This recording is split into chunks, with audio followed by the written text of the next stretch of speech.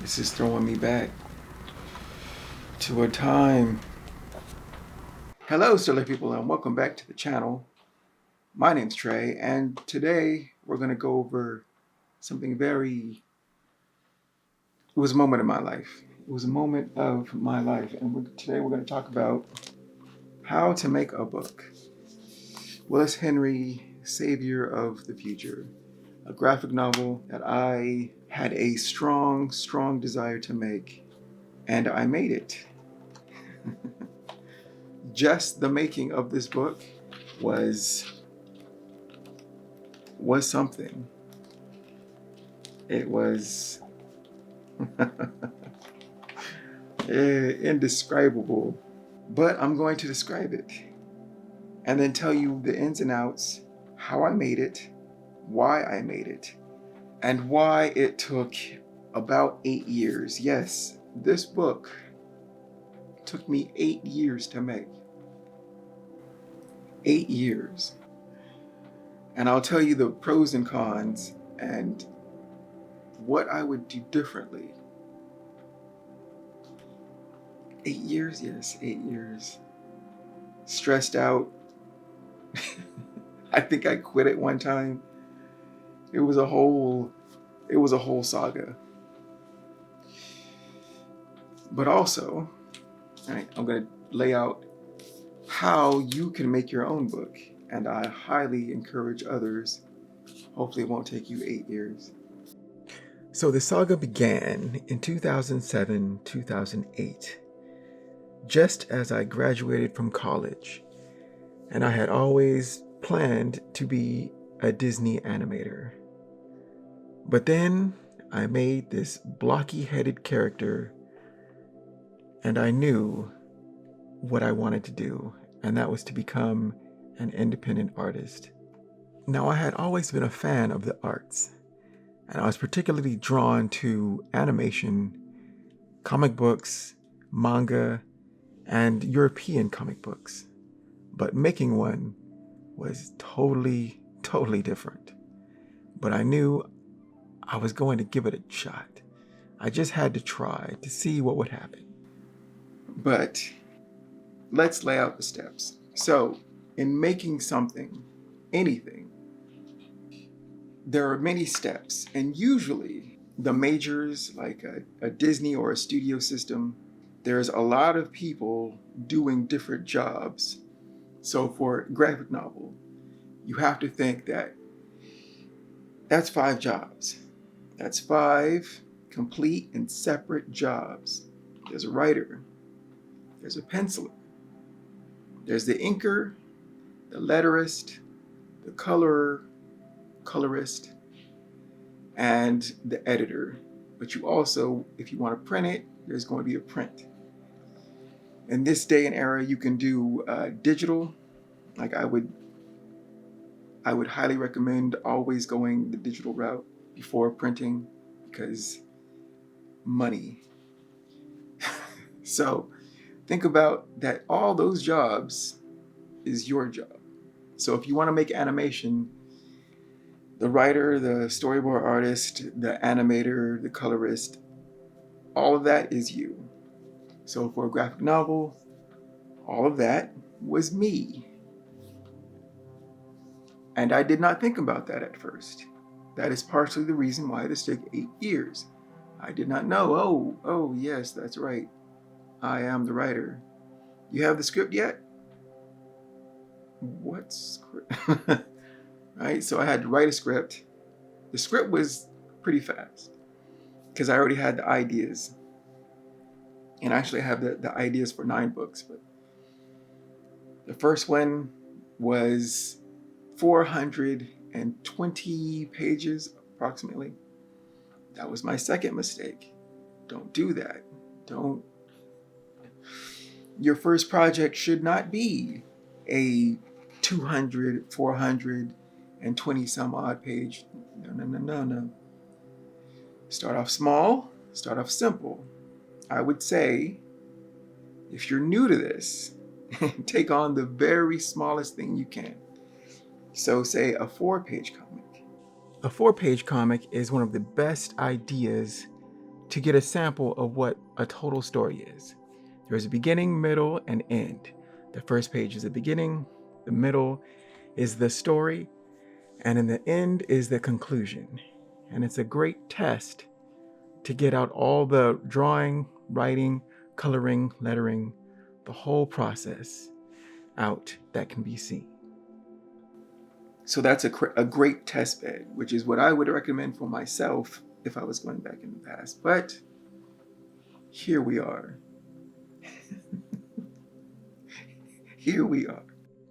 So this is an example of the standard American comic, usually superhero comics. My favorite are the X-Men. Love them to death. But this is a standard size, 20, I think it's either 18 to 24 pages is the industry standard. Once enough of the standard books are made, they then collect them. And usually American comics are serialized, meaning that it's a long, continuous story that can go on for years, decades even. And usually once a particular story has ran enough in the smaller monthly comics, they then take those and put them together in what is called a graphic novel, which is the complete telling of the story, going across multiple single monthly issues in one larger book form. In Japan, comics are made a little bit differently and take on a little bit of a different format. But it's all words and pictures. So in Japan, specifically, an artist has a team, and together they make about 15 pages a week. Yes, a week. And that is published in a larger, thicker book, along with other multiple stories. So Shonen Jump, here we have One Piece, which would run alongside Naruto or Bleach and all the other very popular comics of the day. And when there's enough of them, they collect them into a graphic novel like Tankobon, which is the collected weeklies all in one book. Now in Europe, words and pictures are often called bande dessinée, which is, I think it's a term for the comic strips, but now they're collected into books much like American and Japanese comics. But they're a little bit smaller, more pages than American, but less pages than the Japanese. Fully colored, and they have a very great variety of styles as opposed to American comics that have a more condensed structure, often more towards the superhero genre. But there's different types and styles and art, and it's lovely and I love it.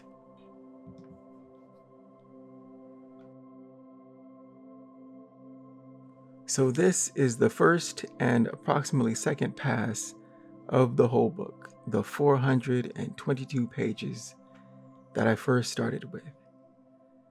At a size of a comic book sheet of paper, 11 by 17, I took all of this to Kinko's and I printed it out.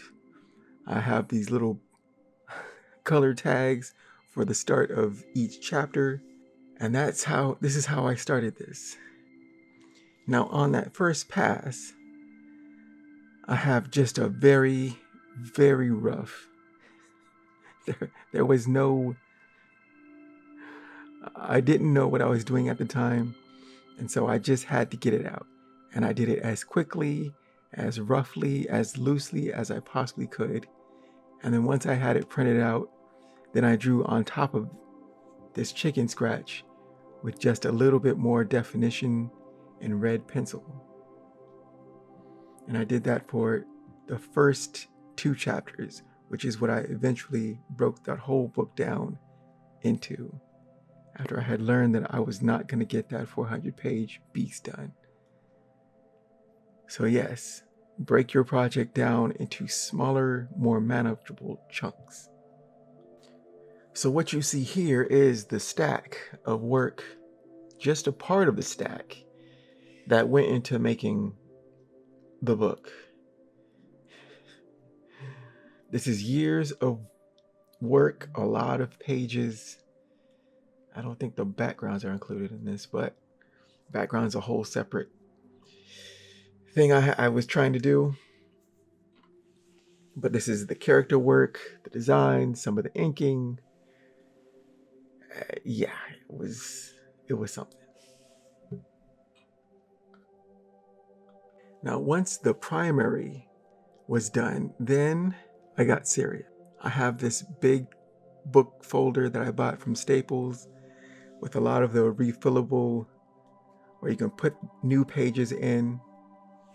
And I use this as the new image of my book. And within this folder, I put everything in. I have refined character designs showing my lead character, Willis Henry, and in various states, characters of the world, minor characters, side characters, characters that could be more developed in the future. I did my whole main cast, and once I had the images done, as far as I could, taken as far as I could, the words, the colors, the letters, all of that, I printed that out and I put that in these sleeves to simulate the actual finished product. And I think it helped me a lot to do this, because then I could see it. It helps, it really helps if you can see it. Being on a computer is great, but once you can see it and you can flip the pages and you know how the pages read and you know how the audience, your intended audience, is going to see this, you can then account for, say, page turns where something surprising happens on the next page, which is a very often used technique. If you can leave them on a question, like what's going to happen on the next page, and you keep them turning the page.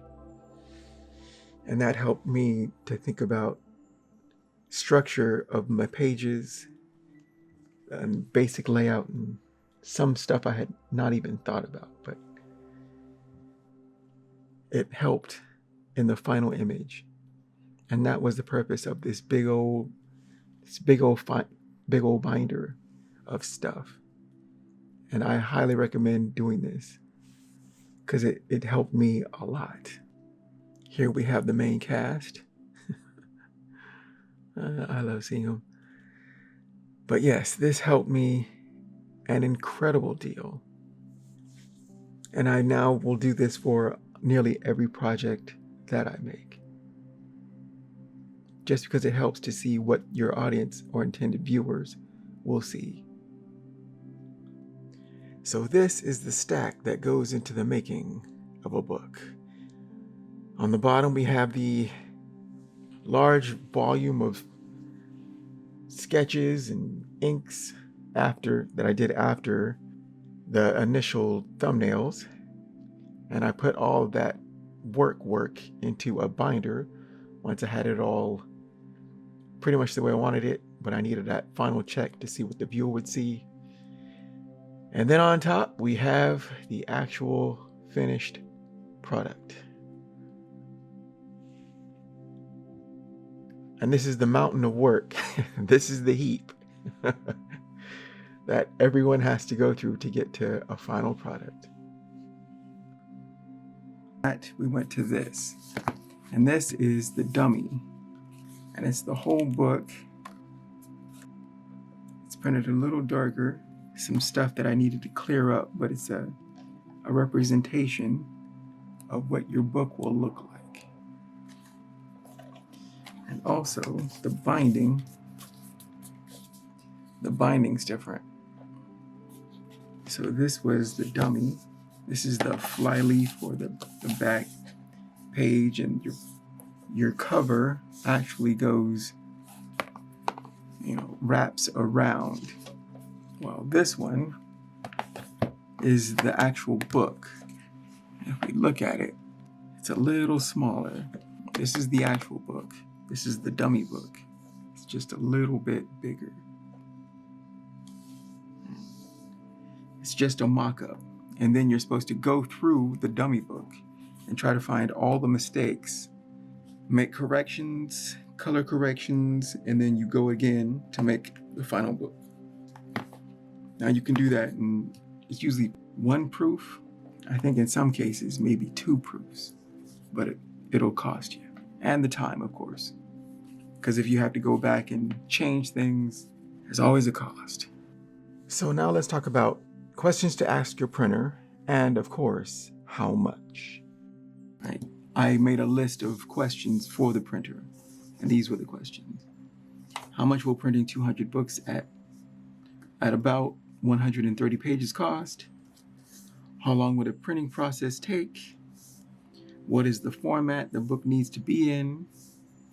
What are the choices in book sizes? What are the choices in book covers? And the cover is important because it usually costs more if you want better, as everything. So you have to think about, is it glossy? Is it matte? Is there a finish on it? Is there gold leaf? Whatever is available from the printer that you like, you're gonna have to figure out, what is your budget? What is best for you for that cover and the book? And are proofs available for review? And then, we answered those questions. And so this was the handwritten notes of what I asked. So it became 120 pages, a PGF cover. I don't know what that means, but it's slightly softer. The final dimensions were 7 by 10.5 or 10 and a half. I'm not sure exactly what this means. I can't remember. 4x4. Anyways, the inside paper is 100 gloss book. The cover is 100 pounds. I think this is pounds. 100 pounds book mounted on chipboard. 2.5 millimeter white end paper, which I think this is the end paper. And then this, this paper attaches and it's glued. So this cover is glued to this front. The binding, case bound with sewing. So if we look at the stitching, which is better than perfect binding, this is perfect binding. Not stitched, not sewn, and you can't, it only gives so much, because you can break the binding, which is different from this case bound with sewing. There's sewing to keep the book together, and it's a better method of doing it instead of perfect binding, which if you push it too far, it'll break. And that's what I wanted for that book. So 100 would be 2,500, but 200 would be 4,300. And that is the kicker. This is what the questions I asked, and then this is what we worked out, and this is the final. This is what I actually paid for the books. So 200, 100 and 32 PGT cover, 6 0.75 by 10.25, and it was $4,100. And you do half up front, and then the second half once the thing is printed, once all of them are printed. Well, after you get the proof, and you check the proof, and then if the proof is good, you should be fine, and then you print it out and you get it back, you're good to go. But I think what helped me with the whole proof thing, because I had never done this before, was making this notebook that laid out the whole thing, and then the proof book, and then the actual book. So have an idea what questions you want to ask your printer, and then once you work out, you can find a printer in your area. Like some people go to do it abroad, they get their printing done abroad, like in Canada or China, and then they get them shipped, but that could take some time. And it depends on like if your quantity size is, because the more books you make, the cheaper the price goes. But you also have to move those books. You have to sell them, get them out of your house. Now, would I do this today? I guess that's a better question. Would I do this today? No, I would not. And this is why. This is very involved. This shouldn't be your first. This should be your third. If I was at all smart, I would make it digitally. Now this is my plans going forward. You make it digitally. You try to sell it digitally. If it works out, right, and then you have a collection.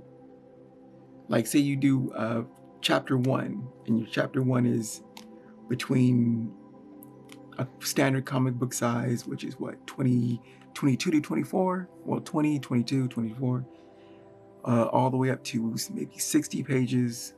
You sell that digitally, then you do that once, you do that twice, you do that 3 times. Once you have enough for a collection, you collect them all together. You make sure that you can move the units, that you can move the books. I moved 180 some books.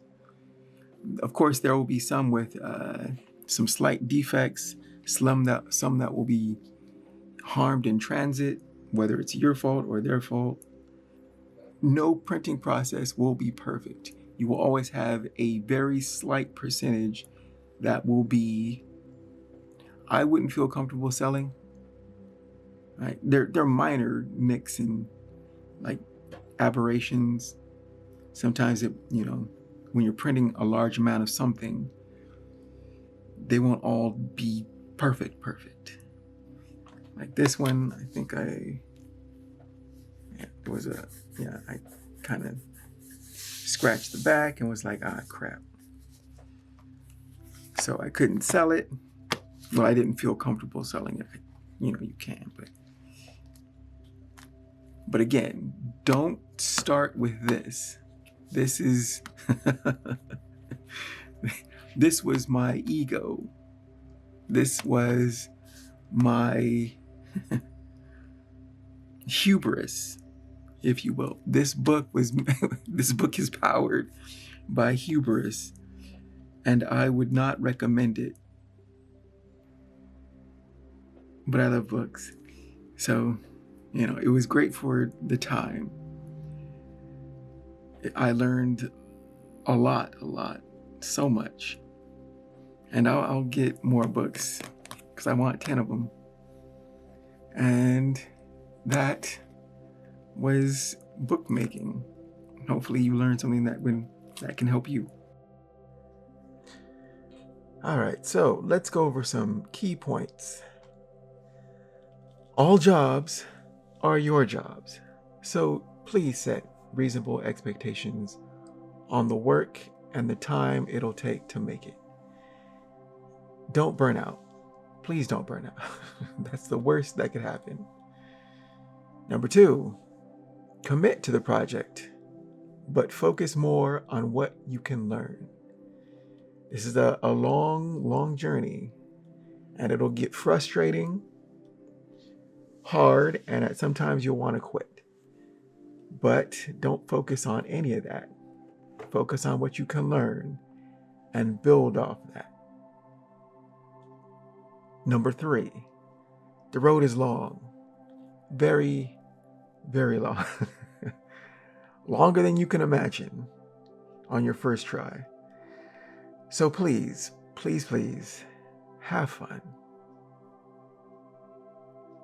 It'll help your mental, your spirit, your all-around being by having fun in this project. And I think the outcome will be much, much better.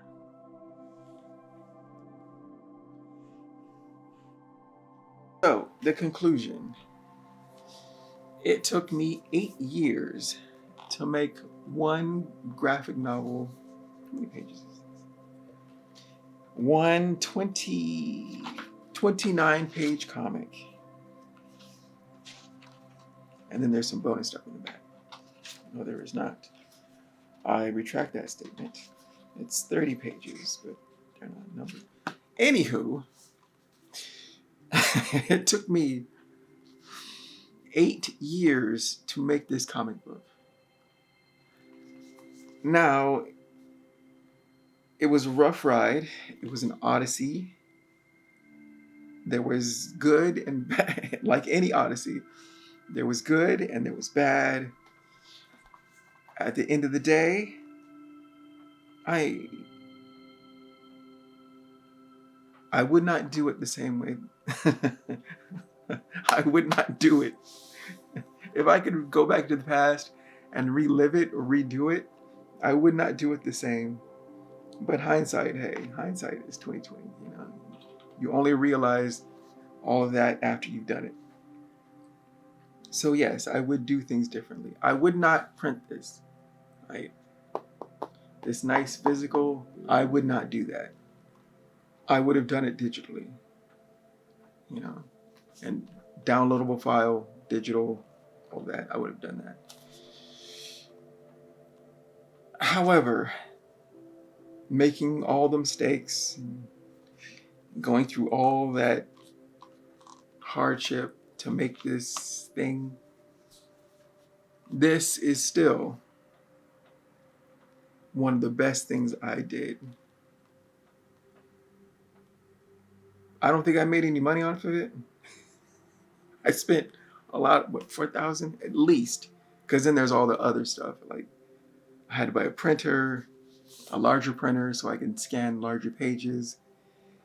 All that time and effort, trips to Kinko's to print stuff, and buying folders and paper, inks.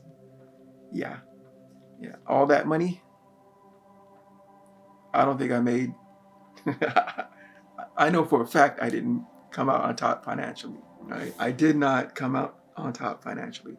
However, it is still the best thing I think I've done. And I'm going to keep doing it. I'm a serial maker. I can't I can't stop.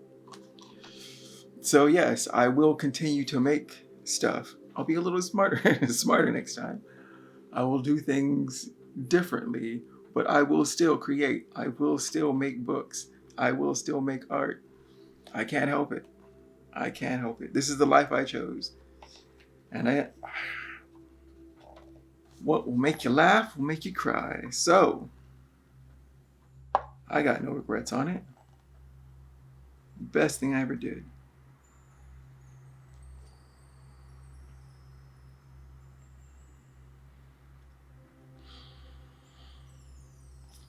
Sometimes I can't even imagine, or it doesn't seem real, right? Sometimes it doesn't feel real. Like, you know, when you look at something that you've made and you're like, I did that? You're like, yeah, damn right you did. So, yeah. I'm starting to ramble. So I encourage you to make something. Anything. Doesn't matter what it is. Because it is made by you, and it always will be made by you. That's all I have to say about it. That's what I learned about making a graphic novel. And hopefully, it can help someone out there make theirs. I think that'd be cool. Always try to play it forward, right? Whatever you learn, play it forward. Teach somebody else. That's what this world is all about. So, thank you for joining me. I have been Trey. The graphic novel, this, I believe, is on my website. So, TreyHodges.com. If you want to read it, free. And I will see you on the next one. Keep shining. Power to the creators. And I will see you on the next video. Take care. Bye.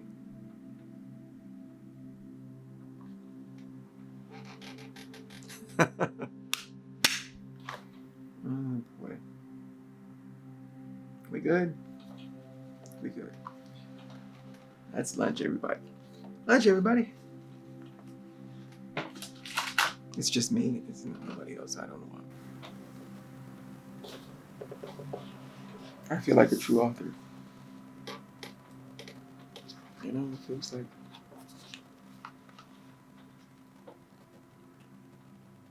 This is gonna be B-roll. This has to be B-roll.